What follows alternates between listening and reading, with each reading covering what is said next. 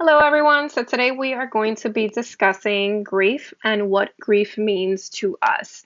Grief is something that is unique to the individual experiencing it.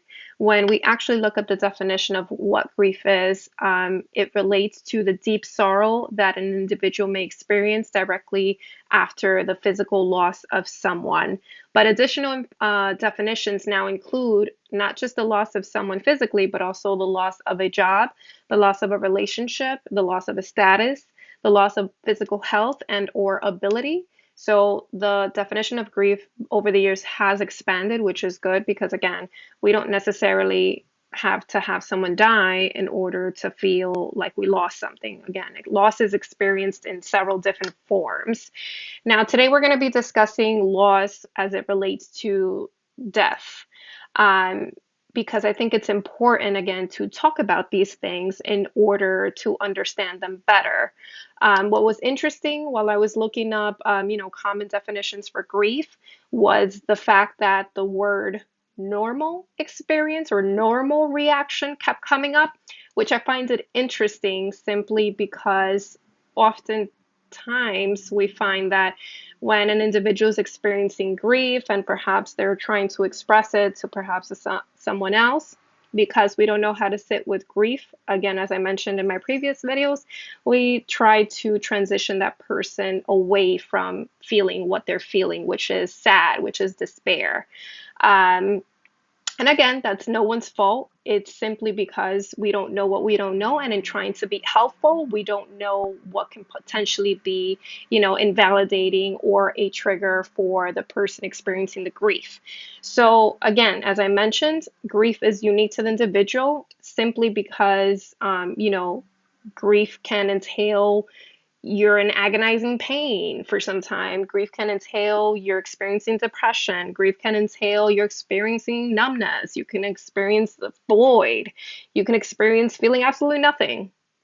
You can experience, relief, believe it or not. And that's something that we'll go into at another time. But grief can be so many things according to the individual and their experience of it. Now, some of the common physical reactions to grief, because we think that grief is just an emotional component, whereas no, grief can be experienced physically, where, you notice there's a change in appetite, whether you're eating more, you're eating less. You notice there's a change in sleeping patterns. So, again, either sleeping excessively or not sleeping enough. You notice symptoms of anxiety, which has you feeling probably jittery, probably uneasy, restless, and also changes in your physical health. So all of a sudden you start getting sick more often. So again, the point of this is not to tell you that these are the things that you're going to be experiencing or you have experienced if you are grieving the loss of a loved one, but it's just to more or less give you an idea of the range of things that you can experience both mentally and both physically. Now, we all know the 5 stages of grief, which is pretty much has been out there for quite some time. So the 5 stages of grief was pretty much initiated by Elizabeth Kubler-Ross and David Kessler. So the 5 stages, in case that you're not familiar with it, deal with denial, they deal with anger, they deal with bargaining, they deal with depression, and acceptance. So sometimes when we look at things from a standpoint of a list, like, okay, denial is the first one, anger is the second one, we think that, okay, these are the 5 points that we're going to hit. And once we reach the end, that's it for our grief experience. Where no, what oftentimes happens is that a person can start off in the bargaining stage and then move to anger, and all of a sudden they're in acceptance and they move back to denial and they're in bargaining again. So it's pretty much meant not to go chronologically, but it's kind of like it comes in waves. If you've ever heard the mention that grief is not just a lateral thing, it's kind of like back and forth and up and down and sideways and all kinds of ways. So that's, I think, a very good foundation in terms of allowing us some information on what is expected when you're grieving the loss of a loved one, but I think it's not enough just to say, okay, these are the 5 stages. That's it. Go on your merry-go way, and you'll be fine after.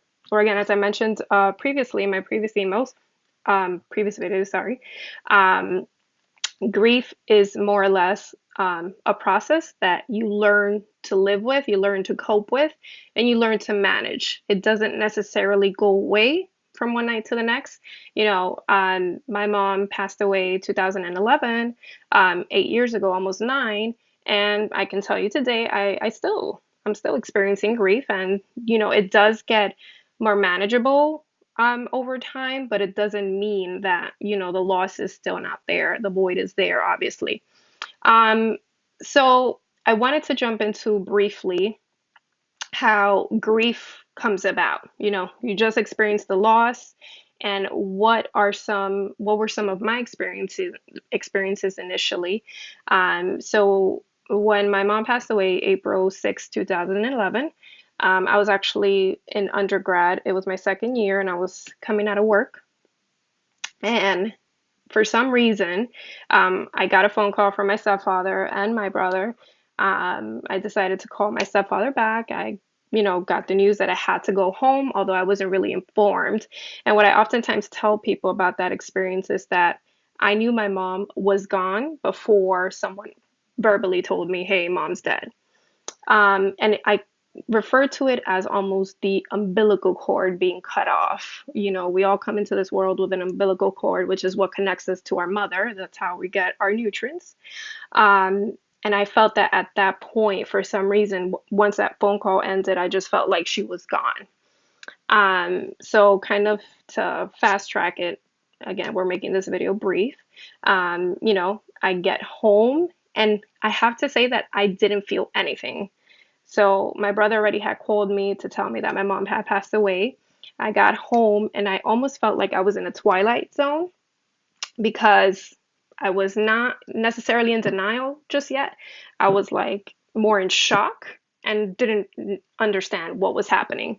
So I immediately went to my brother. I said, what happened? And he just like automatically went to hug me. And at that point, I just was feeling tense. I was in shock. I wasn't understanding what the heck was in front of me.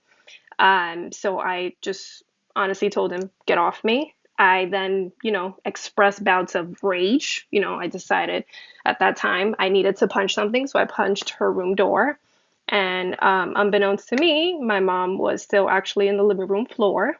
So at that point, again, even after seeing her there, laying there, lifeless, I didn't actually realize what was happening. She just looked like she was asleep. She was a deep sleeper.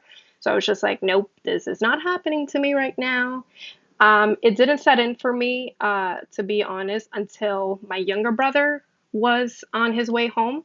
My younger brother was still living with my mom, and he was 16 at the time. I was 20. So that's when it actually like slapped me in the face. Like, dude, mom is gone. And I have to say that was probably the toughest part of not only like my entire experience, but my entire life is having to, look at my younger brother's face and tell him, listen, mom's gone, and not being able to have any control over the situation or, remedy or bring her back or whatever the case was. So at that time, that's when it actually sunk in. But even after that, it would come more in bouts where I would feel numb, I would be okay, and then all of a sudden, boom, like it just slapped me in the face. So pretty much that's what I dealt with initially, even from planning the funeral, even from, interacting with so many people. I was like just in the twilight zone. I understood what was happening, but I didn't understand what was happening, if that makes any sense. So again, the grief experience is unique to the person. I didn't feel obligated to express it a certain way because of what, my family or people thought I should express it. Like a lot of times people were coming to me and saying, oh, you're not crying, so you must be fine. Where it's like, bruh, if you only knew. So that's why I ask people to be wise in the words that you choose. Again, there's yes, there is wrong things that you say to a person while grieving, and that's something that we'll discuss in a separate video. But actions speak so much louder than words can. So at the time of a loss, there's nothing that anyone could say to help alleviate the person's despair at that time. And again, it's human nature to want to say something supportive, to want to say something uplifting and encouraging, and that's fine in its due time.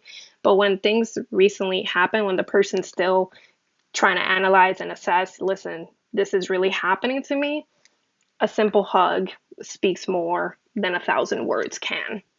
And again, I'm gonna make on a separate video kind of like the the double-sided coin of what the person experiencing grief needs to hear about, being supported by others, and also the other side of the coin, which is what you, as an individual trying to support that person experiencing the loss, you know, should do. Because again, this is something that unless you yourself have experienced the loss, you don't know what you don't know. So oftentimes you can put your foot in your mouth and not even know it. And again, nothing's malicious. Usually, people are not telling you things to bring you any more pain, to piss you off, to bring out any kind of emotion. They're simply trying to comfort you.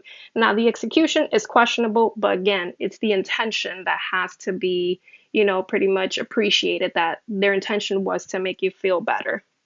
So just to wrap it up, again, we were making this brief because I know people are busy. Grief, the only way to understand it is to understand what it actually is to people. And grief, like we're starting to see when we research it, is a normal reaction to loss.